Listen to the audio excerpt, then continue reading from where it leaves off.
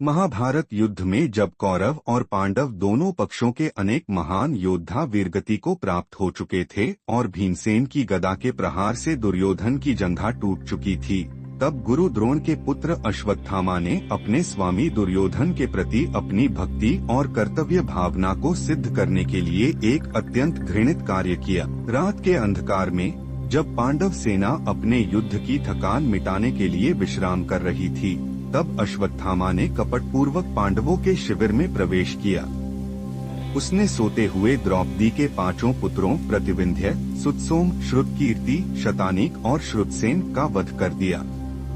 उनके सिर काटकर वह भागा और घायल अवस्था में पड़े दुर्योधन के पास पहुंचा।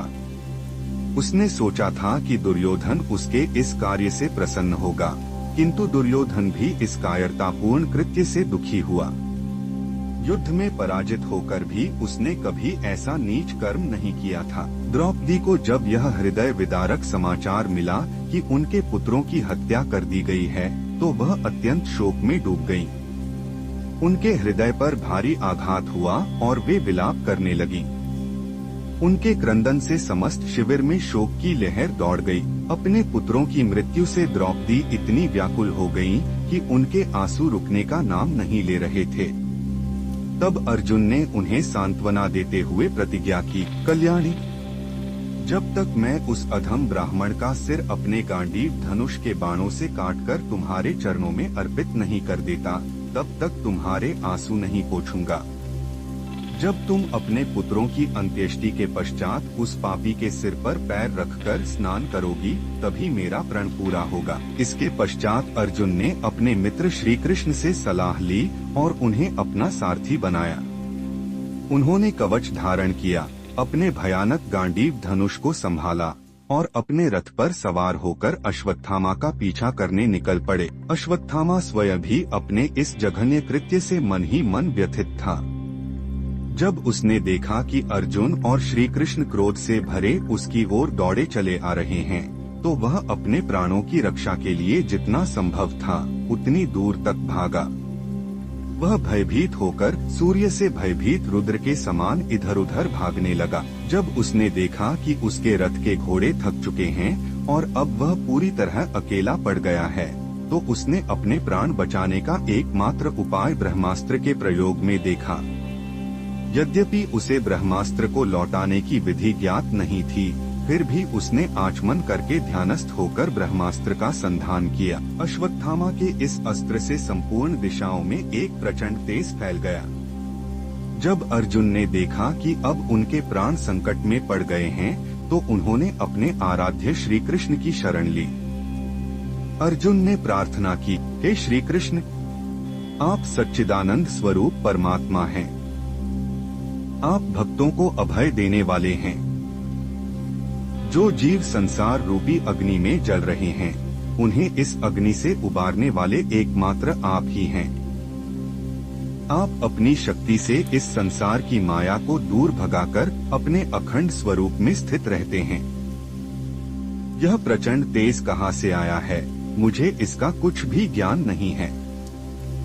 कृपया मुझे मार्ग दिखाइए। भगवान श्री कृष्ण ने कहा, अर्जुन, यह अश्वत्थामा द्वारा छोड़ा गया ब्रह्मास्त्र है। यह समझ लो कि उसने प्राण संकट के समय इसका प्रयोग तो कर दिया है, परंतु वह इसे वापस लेना नहीं जानता। किसी भी अन्य अस्त्र में इसे दबाने की शक्ति नहीं है। केवल ब्रह्मास्त्र के तेज से ही इसका निवारण किया जा सकता है। अतः तुम भी ब्रह्मास्त्र का संधान करो और इसे शांत कर दो। भगवान की बात सुनकर अर्जुन ने आचमन किया, उनकी परिक्रमा की और ब्रह्मास्त्र के प्रभाव को रोकने के लिए स्वयं ब्रह्मास्त्र का ही संधान किया। जैसे ही दोनों ब्रह्मास्त्र एक दूसरे से टकराए, वे प्रलयकालीन सूर्य और अग्नि के समान प्रचंड रूप धारण कर आकाश और दिशाओं में फैल गए। इन दोनों अस्त्रों की तीव्र ज्वालाओं से तीनों लोक जलने लगे और समस्त प्रजा भयभीत हो गई। सभी को लगा कि यह प्रलयकालीन संहारक अग्नि है। जब भगवान श्री कृष्ण ने देखा कि इन अस्त्रों की भयावह ज्वालाओं से सृष्टि नष्ट हो रही है, तो उन्होंने अर्जुन को आदेश दिया कि वह अपने ब्रह्मास्त्र को वापस ले ले।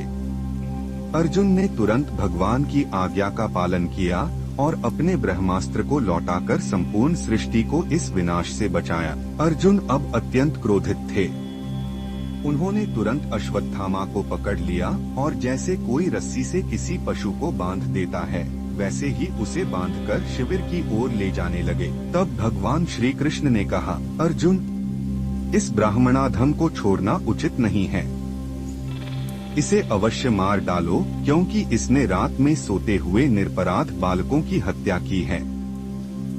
धर्मवेत्ता पुरुष असावधान, मतवाले, पागल, सोए हुए बालक, स्त्री, विवेकहीन, शरणागत, रथहीन और भयभीत शत्रु को कभी नहीं मारते, परंतु जो दुष्ट और क्रूर पुरुष दूसरों को मारकर अपने प्राणों का पोषण करता है, उसका वध ही उसके लिए कल्याणकारी है। अर्जुन के मन में गुरुपुत्र अश्वत्थामा को मारने की इच्छा नहीं थी, अतः वे श्री कृष्ण के साथ अपने युद्ध शिविर में लौट आए। जब द्रौपदी ने देखा कि अश्वत्थामा को पशु के समान बांधकर लाया गया है और वह लज्जित होकर सिर झुकाए खड़ा है, तो उनके कोमल हृदय में दया उमड़ पड़ी।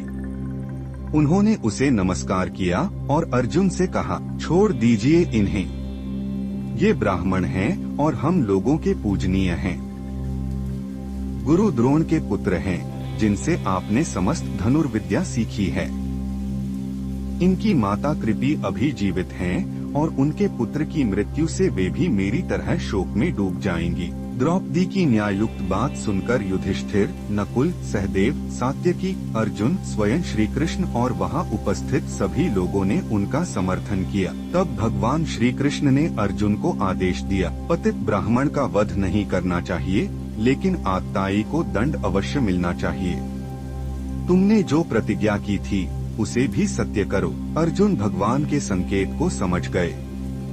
उन्होंने अपनी तलवार से अश्वत्थामा के मस्तक की मणि काट ली, जिससे वह श्रीहीन और ब्रह्मतेज रहित हो गया। फिर उन्होंने उसके बंधन खोलकर उसे शिविर से बाहर निकाल दिया। इस प्रकार अर्जुन ने अश्वत्थामा का मान मर्दन किया और धर्म की रक्षा की।